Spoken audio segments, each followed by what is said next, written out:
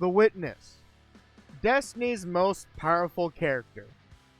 I covered the Witness before in prior videos, however people seem to lack an understanding on just how truly powerful this menace to human nature truly is. You can treat this as a listen along, I don't mind, but we're going to cover the Disciples, the Veil, and then the Witness. Enjoy! Let's talk about Rhulk, the first disciple.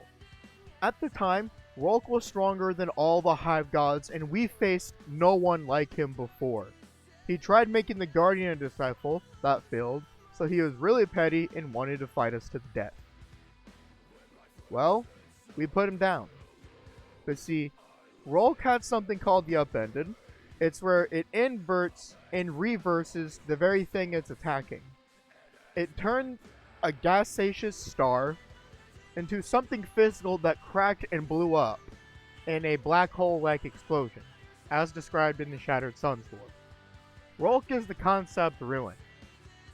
And this man is at least high outer versal because he would lay out every single Hive God. Every single one at that time period. Even if Eris Morn was a Hive God at that time, Rhulk would destroy her by that time period's power scaling. It is insane. We always talk about how Eris Morn's pretty cracked and how she could destroy Zebra Wrath, but Rhulk could do the same thing at that time. Seriously, do not miss out on Rhulk scaling. He is a monster! The next high outerversal menace to nature is Emperor Calus the Disciple. Calus goes far and beyond what we ever see a character on his particular power level do. He makes the Witness abduct him, and the Witness believes he's ready to be a disciple by the time Lightfall comes around. He's made a disciple and then given the ultimate power, only something the Guardian while being amped could rival, meaning current Calus still rivals the Guardian in terms of just sheer striking power. This would also mean that Calus would 1v1 Rhulk if they were to fight. So, Calus is a nightmare, to say the least. If he can take on Rhulk, the first disciple, and come out the winner, that's pretty scary. The next servant of the Witness to look at is Oryx. Despite the fact that he's not a disciple by name, Oryx is more powerful than Rhulk and around Calus the disciple in power. And out of all the Hive Gods, he's the closest one out of all of them to become a disciple. Despite some people saying that Rhulk is stronger than Oryx, no one's really come to the Discord to have a conversation with me on the matter, so at this point it more or less remains uncontested that Oryx is around give or take second strongest disciple. So, he's a monster. To have a throne world, to be able to manifest as a ghost, to be able to manipulate death, and having a bunch of other powers, like 60 or 70 other powers, it's almost impossible to 1v1 that man. Quotations being on almost impossible. Oryx is among the pinnacle of the Ascendant cosmology, meaning the other half of Destiny's cosmos, and he's a threat. He's the strongest out of all the Hive Gods right now, with only one other Hive God who could possibly equal him in power, and it would only be for like 5 minutes. So, don't screw with Oryx. Last disciple of the Witness to look at is Nezarec. Nezarec is the strongest disciple. There is no conversation on the matter we need to have about it. Nezarec has the best feat, which is scaling to a portion of the Traveler's full power via absorbing energy from a tree of silver wings, which is a percentage of the Traveler's power. We have Nezarec being revived by the Traveler directly, with him shooting at Nezarec and imbuing him with a lot of energy. We have Nezarec possibly being stated to be Hive God tier as a mere dead piece of flesh, so keep that in mind. He has multiple forms of existence. If you look at him, it's too late. You remember him forever. He's now within the recesses of your mind. And if you destroy his body, he can exist as a consciousness. And if there's enough fear flowing into Nezarec, he can just simply create a new body on the spot. But the emphasis is, he needs enough fear to create a new body on the spot. It's mostly power, but fear is a very good form of power for Nezarec. Amongst the disciples that inhabit the physical universe, Nezarec would be the strongest disciple, and technically the strongest character, ignoring characters who scale above him, with context. He is a demon, to put it simply. He would run the pack on every hive god, he would run the pack on Calus, and he would run the pack on, frankly, the Guardians, if he was left unchecked. Don't ever mess with Nezarec. He's gonna mess you up. Let's have the conversation on the Veil finally. What is the Veil? The Veil is the opposite equal of the Traveler, and the Traveler and the Veil was created in the Big Bang that birthed the universe. They were created intrinsically with the energies that made the Big Bang, so those two entities in particular would be the same as a Big Bang, within Destiny's terminology. So, they're the strongest entities within Destiny, ignoring the Witness, the Nine, and possibly other characters like Star Horse in the audience.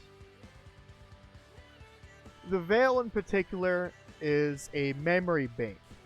It holds the entire consciousness of the universe, the Ascendant Plane, and the ley lines inside it.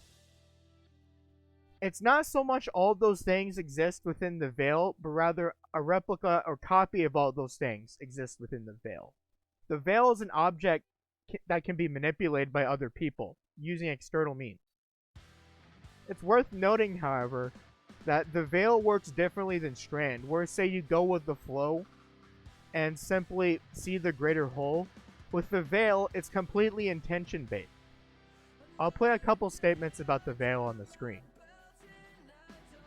I've learned the Veil is linked to the Traveler, that this link was not created. It is a primal truth of their existence, a pairing. The Witness accessed this link through your ghost.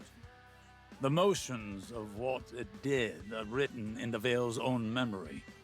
But like an incantation, without the ritual, the understanding, the words, so to speak, the motions are useless. My attempts to recreate what the Witness did, to follow it, have been inadequate and dangerous. I must temper my ambitions. The Veil is the power of consciousness, made manifest in our physical world. It whispers an electromagnetic language that resonates with our minds. One that can be deciphered, but not by the laws we wield in this universe. It's no easy task.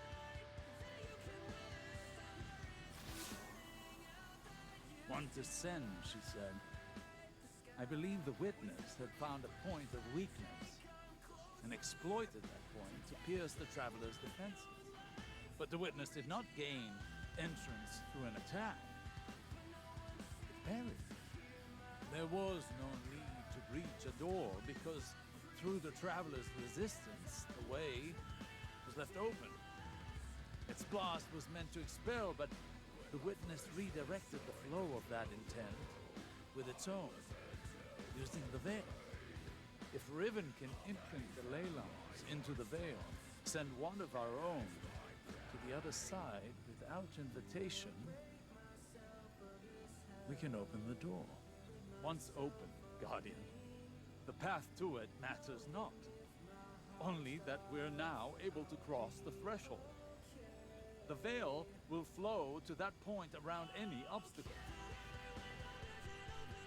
In simple terms, there's more context than what was provided initially in Lightfall for the Terraform Blast. For the Terraform Blast, while it's true that the Witness technically tanked it, they also had to have the energy to redirect it. They required the intention of the Traveler to work as a smokescreen, so they could manipulate the very entity itself with the Veil in order to enter through the Traveler portal. However, the Veil had to be activated and connected to the Traveler. What happened was, when the Traveler fired the Terraform Blast, that's all the Witness needed to bypass the capability needed to enter through the portal. However, it needed a way to enter the portal even though it got through the Traveler's defenses. That's the context between the Veil, the Traveler, and the Witness. And we're going to learn a lot more about that in the final shape. So we're mostly just giving what we have for now, only to update it later in the last witness video, which I will make after June. Now, let's take this full circle. You want to know the thing in common with every single thing I talked about in the video, between the Disciples, the Traveler, and the Veil? They're all inside the universe. What you see on the screen is give or take how the universe works. What you see above it is the witness. I will play those statements now. The current game director, Joe Blackburn, who's going to soon step down in the future only for Tyson Green to take over after post-final shape, said that the witness would 1v1 anyone in bursts, meaning all characters in Destiny would lose to the witness in a fight. Clovis Bray I says the universe is the witness's map. Artificial intelligence activated. Enjoying yourselves, intruders? It's worth knowing the cataclysmic damage you will be responsible for today. Do not fool yourselves. This facility is not simply the fruitless work of some pathetic scientist. This house was built by the genius Clovis Bray I himself. Within lies humanity's salvation. La Fontaine du Jouvence. Made possible by Clarity Control. Magnificent, wasn't it? An entity from beyond our own dimension. And the answer to humanity's eternal struggle. Mortality.